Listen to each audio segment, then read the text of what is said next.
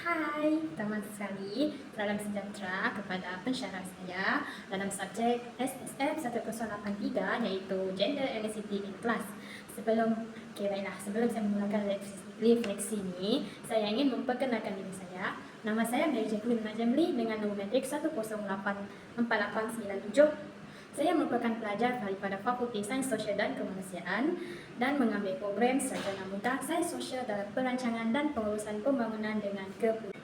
Sebelum itu, dalam subjek Gender, Ethnicity dan Kelas, kami belajar mengenai Gentina ataupun identiti Gentina dan mengenai konsep-konsep sosiologi. Kami juga belajar mengenai Gentina merentas budaya, keganasan terhadap wanita, tahap diskriminasi, susun lapis, mobility sosial dan banyak lagi lah. Baiklah, mari kita mulakan refleksi. Okey, sepanjang kursus ni, pemahaman saya mengenai konsep sosiologi berkaitan dengan Gentina, etnik dan kelas telah berkembang dengan ketara. Melalui tugas-tugas tertentu seperti tugasan video dan juga poster berkumpulan di mana saya dapat mengaitkan teori dengan pengalaman dunia sebenar. Okey, seterusnya dalam pembelajaran daripada tugasan. Melaksanakan tugas video dan poster berkumpulan adalah satu pengalaman yang sangat berharga bagi saya. Lebih-lebih lagi ini pertama kali saya masuk dalam universiti dan juga semester pertama saya. Aktiviti ini memaksa kami untuk menyelidik berbagai teori sosiologi dan menerapkannya kepada isu-isu semasa.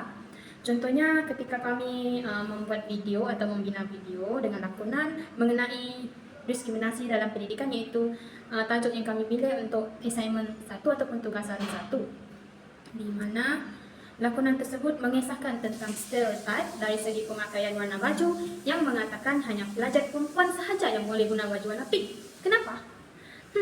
Bagi lakonan yang kedua pula, mengenai pelajar perempuan ni tak boleh mengikuti aktiviti suka-suka lasak seperti rapi, sehingga akan menjadikan isu ni sebagai topik pergaduhan. Baiklah, melalui ini saya belajar tentang konsep feminis, diskriminasi, stereotip dan cara ia dipaparkan dalam media.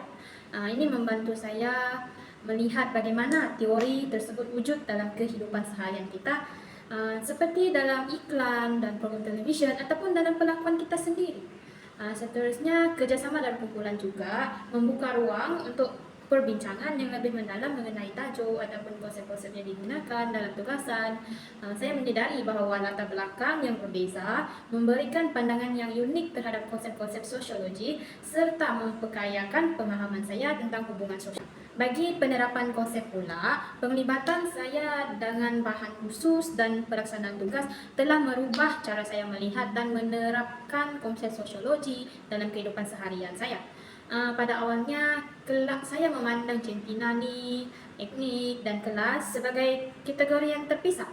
Namun, setelah mengikuti kuliah dan perbincangan, saya memahami kepentingan interseksionaliti.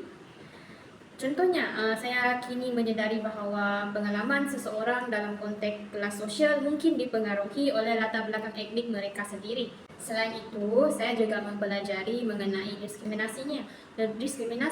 Rupanya baru saya tahu yang bahawa diskriminasi ini juga dikaji melalui beberapa level atau tahap dia yang tersendiri.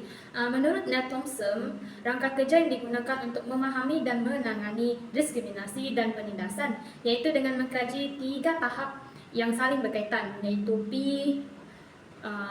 C dan S, di mana P tersebut adalah untuk peribadi atau psikologi. Yang C adalah untuk cara budaya melihat, berfikir dan melakukan apa yang dianggap betul dan normal. Untuk C adalah untuk struktur dalam penindasan dan diskriminasi, iaitu dimensi sosiopolitik. Dahulunya, saya sering terlepas pandang tentang bias-bias yang halus di sekeliling saya. Maksud saya sekarang ni saya lebih cenderung untuk menganalisis interaksi sosial untuk mempertimbangkan bagaimana Gentina dan etnik mempengaruhi pengalaman orang lain. Perubahan ni menjadikan saya lebih peka dan empatik terhadap cabaran yang dihadapi oleh orang lain. Contohnya dalam pertubuhan peribadi, pemahaman saya tentang hubungan sosial telah berkembang dengan pesat dan juga pemahaman tu makin tinggi, di mana sebelum ni saya sering beranggapan bahawa ketidakadilan berkaitan dengan Gentina dan kelas adalah hasil daripada pilihan individu itu sendiri. Namun kursus ni telah membuka ruang kepada saya membuka mata kepada saya tentang faktor-faktor struktur yang menyokong ketidakadilan tersebut. Macam benda tu berlaku tidak semestinya disebabkan pilihan individu. Sebagai contoh, saya bagi contoh yang saya dulu percaya yang bahawa perbezaan Gazi dengan jantina adalah disebabkan oleh pilihan kerjaya. Kini saya memahami bahawa isu seperti diskriminasi dan dalam pengambilan pekerja dan kekurangan sokongan untuk ibu bapa adalah faktor penting yang perlu dipertimbangkan. Realisasi ini telah mengubah cara saya berfikir dan berbicara dengan keadilan sosial. Dia macam ada juga wujudnya kesetaraan gender tu. Dalam interaksi harian, saya kini lebih berhati-hati dalam menggunakan bahasa dan memahami latar belakang orang lain, sebab kalau salah bahasa dia boleh wujudkan isu diskriminasi seperti itu. Lepas tu saya juga berusaha untuk mencipta persekitaran yang lebih inklusif, lebih kurang dan menghargai kepelbagaian supaya tidak menimbulkan sebarang diskriminasi dalam hubungan. Okey, baiklah.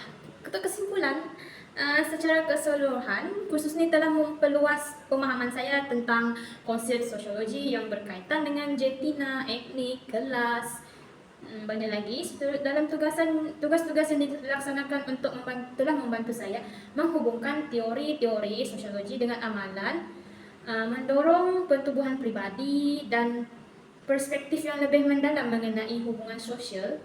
Saya kini lebih bersedia untuk menyumbang kepada perbincangan tentang keadilan sosial dalam kehidupan seharian saya dengan kesedaran yang lebih tinggi dan kompleksiti untuk membentuk interaksi sosial. Dan kesetaraan gender bagi saya adalah satu yang sangat penting. Sama juga dengan apa yang kami buat dalam tugasan kami mengenai diskriminasi.